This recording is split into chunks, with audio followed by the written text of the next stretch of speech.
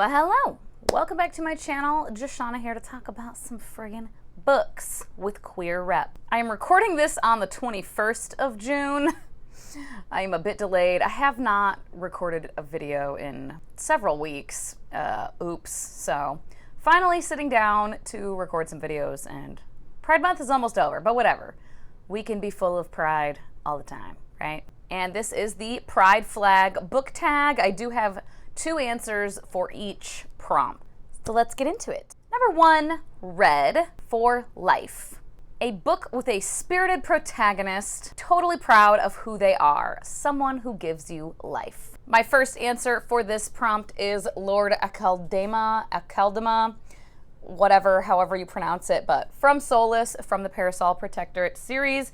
He is a vampire, and he is fabulous, and I love him. He very much gives me life. My other answer for this is a book I no longer own, and that is Black Sun by Rebecca Roanhorse, the character of, now I forgot her name, Giala, I believe is her name. And she was bisexual, and I just really, really liked that character from that book.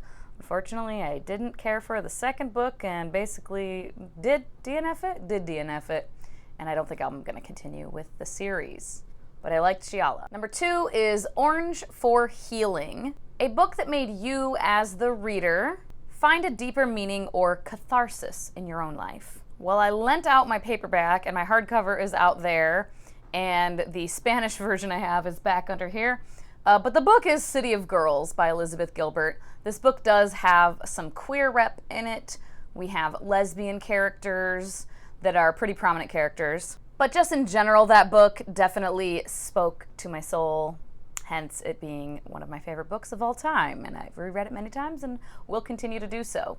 And another one would be Winter's Orbit by Everina Maxwell. I do not own a copy of this. It is a book that I've considered buying a copy of many times. I read it on eARC, I believe, originally. Definitely on ebook, at least. I think it was a NetGalley eARC. And this one has queer rep, has male-male romance, and actually one of the characters too I think is bisexual, and one might be gay. I don't remember the exact rep of the individual characters, but it was queer, and male-male romance. And the thing that spoke to me and kind of gave me catharsis was one of the characters was very clearly to me, and to a lot of people, but definitely if you have ever been a victim of relationship abuse, I think it was pretty clear that one of the characters was suffering from that and had experienced that. And it was one of those, like, I feel seen, like I know what that feeling is. I recognize that. And watching them kind of work through it and everything, and the other character recognizing it and wanting to help them heal, it was just very lovely. Very, very lovely. Number 3, Yellow for Sunshine. A book that fills you with so much joy it could brighten even your darkest day. The 2 answers I have for this, the first one is The House in the Cerulean Sea by T.J. Klune. Just such a wholesome, sweet little book, and I just loved the story that we got in this book. And it was so cute, it made me cry. It was just so precious. I couldn't stand it. And a newer one that I read just last year, I want to say, and that is So Many Beginnings, a Little Women remix by Bethany C. Morrow. Pretty short and just so cute, so wholesome, so sweet. Touched on some, deeper subjects, but not in a like, oh, we're getting into trauma kind of way necessarily. And I just love the characters, and I love what the author did with this story, and altering the story slightly, but still with the core, like, archetypes as far as the characters. And there is some asexual rep in this book as well, which was delightful. Oh yeah, and in House in the Cerulean Sea, there's gay, queer, male-male romance. But yeah, it's so wholesome. So wholesome. It just made me feel happy reading this story.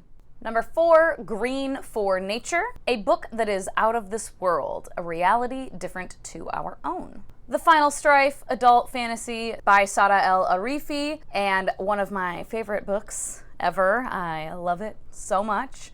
Love the series, loved book 2, and we have bisexual representation here And another character who I don't know that we have specified if they're bisexual or homosexual. I'm not sure. At any rate, one of them is definitely bisexual, and then another character who is transgender, who is my favorite character by far, and just love this world, love it so much. The other answer for this prompt is A Lot's Away by Darcy Littlebadger. I really enjoyed this. It is a younger toned book. I think it's classified as young adult. I'm pretty sure. I would imagine so. And we have Lipan Apache, main character, and some asexual representation. It's not like, I don't think it's on page stated. I don't believe. Yeah, I don't think so. But it's like very clearly like, oh, okay, recognize what that is when the character is discussing how they feel and their identity. And I just really, really enjoyed this. It is in Our World, but a fantastical version of Our World. Number 5, Blue for Peace. A book where one of the characters finds peace with a difficult truth. My first choice for this prompt, as far as an answer, is A Dowry of Blood by S.T. Gibson. This edition is beautiful, first of all. I cannot stand how gorgeous it is. I took the dust jacket off, even though that was pretty too. It's this imagery. At any rate, the story is one of Dracula's brides writing a letter explaining why she murdered him. And it is delving into relationship abuse, verbal abuse, mental abuse, emotional abuse, physical abuse, all kinds. And yeah, it's a difficult truth that she is facing as far as what is going on and the fact that she needs to put an end to this and get away. And they are in a poly relationship type of thing, so there's that representation here, essentially. And I love this book. I love it so much. And a more lighthearted one is The Holiday Trap by Roan Parrish. This has queer rep. We have, I believe the one character is lesbian, perhaps bisexual. I cannot remember now. Whoops, my bad. Queer rep at the very least. And then the other main character is a gay man. And the one character, they both kind of have difficult truths that they're facing, just kind of learning things about themselves. And the one character in particular that I thought of, the female main character, she is kind of dealing with the truth of how controlling her family is and how much she has let them control her life, and just needing her independence and actually getting her independence. So I really enjoyed that part of the story. And the last prompt, Purple for Spirit, a book that deals with LGBT plus themes and religion. One is a series, actually, and the Conqueror Saga series by Kiersten White, the first book being And I Darken. And this is historical fiction, basically. Not basically, it is. Vlad the Impaler, gender bent, with his daughter taking that role, essentially. And her brother, Radu, is gay, but also Muslim. And there is a lot of discussion of that. Radu kind of coming to terms with that and dealing with that throughout the series. I need to reread this. I don't think I've ever reread it, but I loved it the first time I read it, so I need to reread it. The second option I have for this prompt is autobiography, and I cannot remember who wrote it. Hold on, I want to. Christina Lauren. Oh yeah, they wrote that.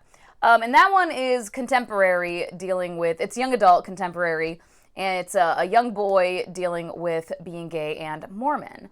And I remember enjoying it far more than I anticipated. I don't tend to love contemporary, and especially young adult contemporary, typically, but that one I really enjoyed. And the exploration of all of that was like the very focal point of the story. And there we have it. That is the Pride Flag book tag. Let me know what some of your answers might be down below, or just leave a little emoji if you want to say hey. Like and subscribe if you feel so inclined and you have not already. As always, thank you so much for your time. Hope you all have a wonderful day, and I will talk to you later. Bye-bye.